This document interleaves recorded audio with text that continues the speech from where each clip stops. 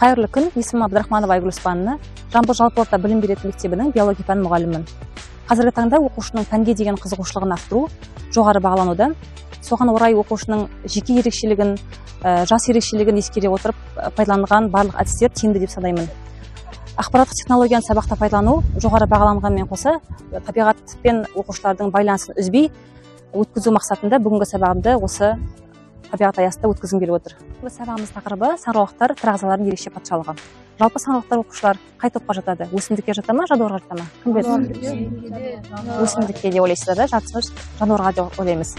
Жалпы саңырауқұлақтар өсімдікке де ұқсайтын, жануарға да ұқсайтын белгілері бар. Бірақ та ол жануарға да өсімдіктер тобына да жатпайды. Ал қандай қасиеті бойынша біздер саңырауқұлақты өсімдікке жатқызамыз? Жасушалар. Сыртқы қабатын жасушалар қатты болады, сосын қозғалмайды, сосын өмір бойы өседі, тағы да қандай ерекшеліктер бар? Нағыз бақфолия бар. Вегетативті жолмен өтеді. Ал енді жануарға тән белгілері қандай? Хитиннен тұрады, сосын хлоропласттары жоқ, сосын гликоген, сосын лизосомалары бар.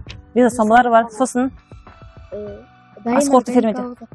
Дайын организмдармен қоректенеді. Жалпы саңырауқұлақтардың шығу тегі белгісіз.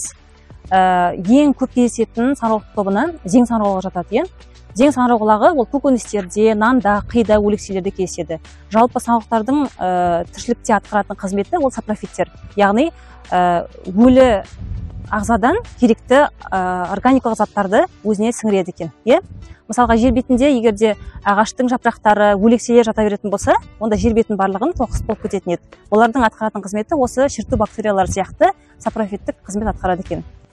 Соның ішінде ең көп таралғаны зең саңырауқұлағы ішінде мұқыр, яғни ағзең, және екіншісі пенсил саңырауқұлағы. Ағзең саңырауқұлағы күнделікті өмірде көріп жүрген боларсыздар. Нанда, томаттың басының үстінде болады, тағы да қай жерден көреміз?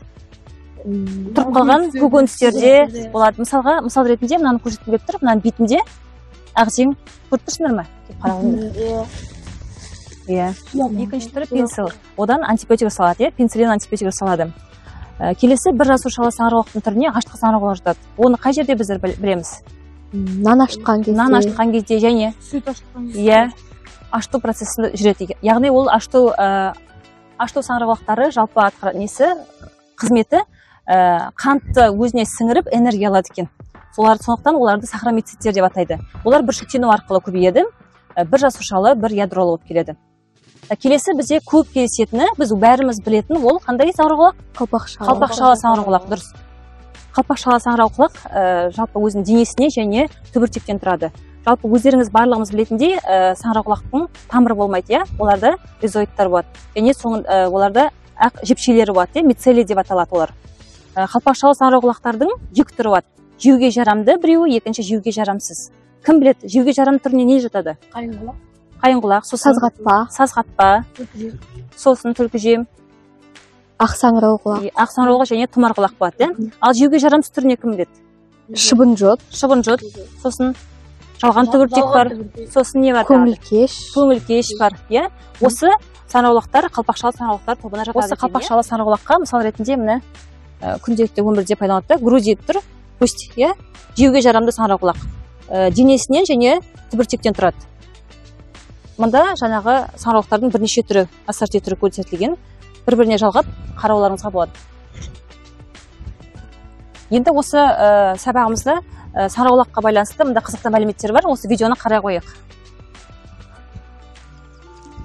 Саңырауқұлақтар ағзалардың ең ерекше түрі.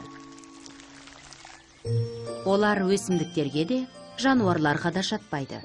Өздері бөлек тірі ағзалардың дара тобын құрайды. Саңырауқұлақтардың 1,5 миллионға жоқ түрі бар. Олардың қатарына жеуге жарамды және улы саңырауқұлақтар, сондай-ақ зең саңырауқұлақтары кіреді. Бұл құрылымдар тұқым тәріздес ұсақ споралардан тұратын саңырауқұлақ жемісі.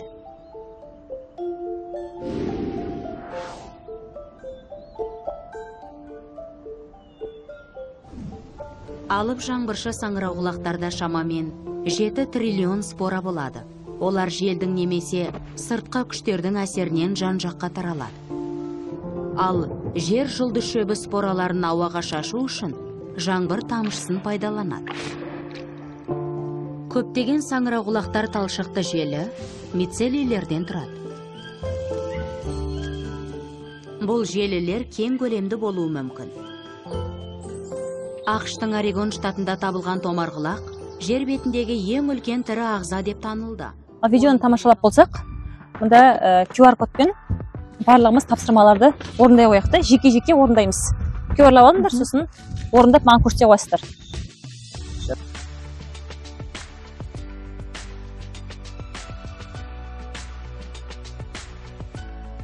Барлығымыз QR-лап алып, еркін жеке-жеке жауаптарыңызды көрсете қойсыздар, жақсы ма? 5 минут уақыт берем. Тапсырмаларында орындап, әкеліп көрсете қойыңыз.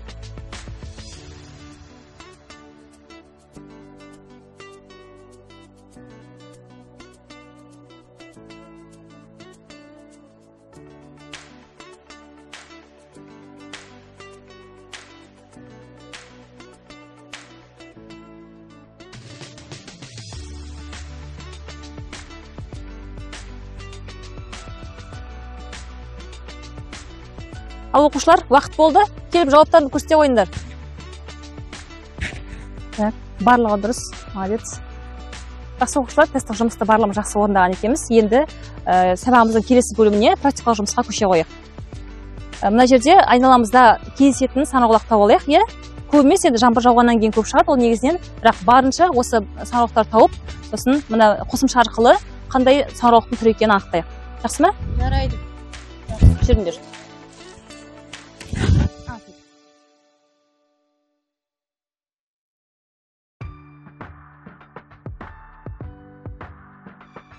О, апай, мен тауып алдым.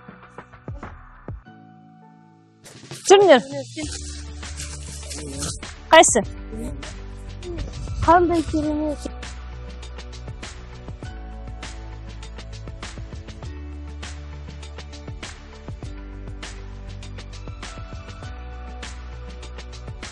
Мынау сазғатта саңырауқұлақ екен.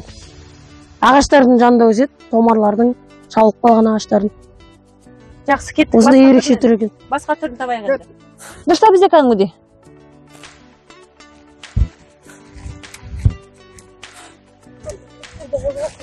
Апай! Келіңдер, балдар. Мынаннан. Қосымшаны алып, сканерлей ғой. Сканерлей ғой. Кішкентай.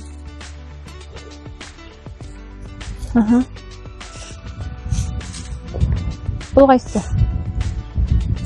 Бұл зең. Зең саңырауқұлақ екен. Қай түрі?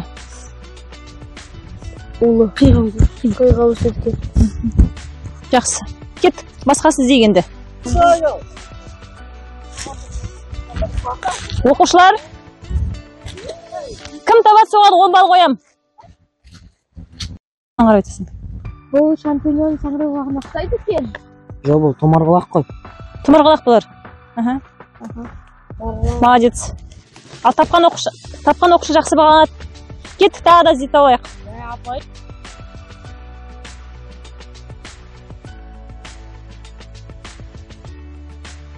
Тауып алдыңдар, балдар. О, апай, мына жерде. Қайсы? Мына жерде бар екен. Қандай? Томарғұлақ па? Иә. Міне қараңдар. Қоңыр түрі. Міне қараңдар. Сонымен оқушылар, біздің жинаған өзіміздің саңырауқұлақтарымыз қапақшалы саңырауқұлақтар тобына жатады, иә? Бүгінгі сабақ түсінікті болды ма, оқушылар? Иә. Сабақтан алған әсерлерін бір-екі оқушы айтып жіберсе? Бүгін сабақта біздер суретте көріп жүрген саңырауқұлақтың барлығын өз көзімізбен көрдік, және практикалық жұмыс арқылы іздеп, оны іздендік, таптық. Ұнады ма? Өте қатты ұнады. Жақсы, рахмет. Осылай енді басқа да осындай табиғат аясында жүзуге болатын сабақтар болса, шығып тұрамыз, иә? Сабаққа белсенді қатысқан оқушылардың барлығына 10 балмен бағалаймын. Сабақ аяқталды.